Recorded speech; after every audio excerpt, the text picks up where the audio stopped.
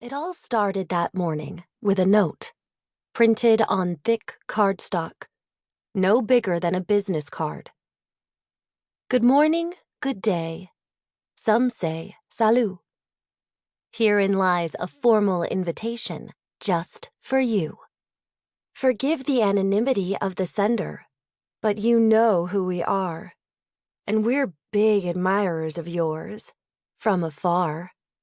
We're the opposite of the omega, the furthest from the end.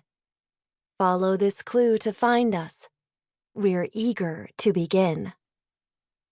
The note was balanced on top of Knollwood Augustus Prep's welcome back flyer, printed in the school's royal blue and gold colors, which announced that Club Day would be held in Healy Quad on Friday afternoon and encouraged every student to attend.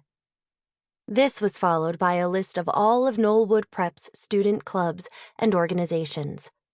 At the bottom, in delicate gold lettering, was the school's mission statement: to foster students whose exacting inquiry and independence of thought drive them to excellence both inside and outside of the classroom.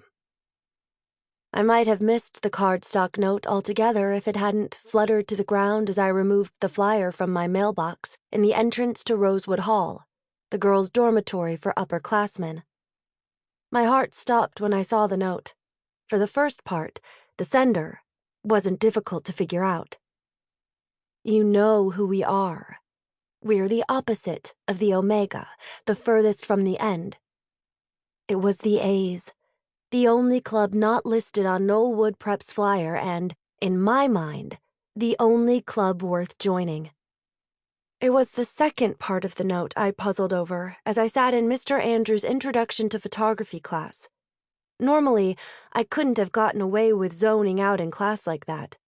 Every class at Knollwood Prep was supposed to follow the Harkness method, meaning we all sat around a table facing each other, and we were expected to participate in the discussion with minimal intervention from our instructor. Some instructors even kept a notebook with every student's name, and they would put a little tally mark next to our names as we talked.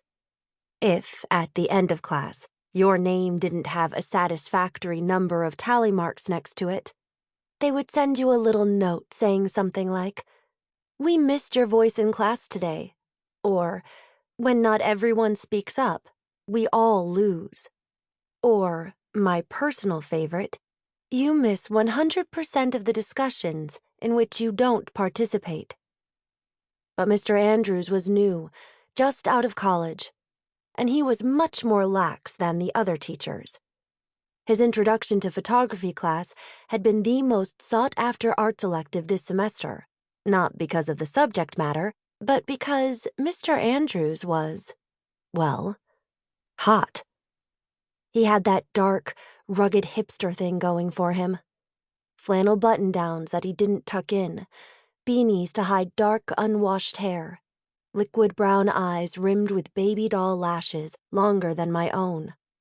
Also, he had a distinct edge over most Knollwood Prep boys. He could grow facial hair. He always had a perfect 5 o'clock shadow cloaking his well-defined cheekbones. Today, Mr. Andrews hadn't come in with thick packets of photography theory for us to parse. Instead, he came in with a nice-looking camera with a very long lens, which he passed around to all of us. "This is called a telephoto lens," Mr. Andrews said. "It produces a unique optical effect, which can create the illusion that two subjects separated by a great distance are actually very close. It's a powerful tool for capturing candid moments when you can't get physically close to your subject." He clicked a button on his laptop, and a photo of a lion lounging in an African jungle displayed on the projector screen in front of the class. One of the most obvious examples of this is in wildlife photography or sports photography, Mr. Andrews went on. The photographer would physically be in danger if he or she were close to, say, a lion or a professional baseball player up to bat. However, another, less obvious use is street photography, where an artist needs distance not for safety, but to preserve the candidness of the shot.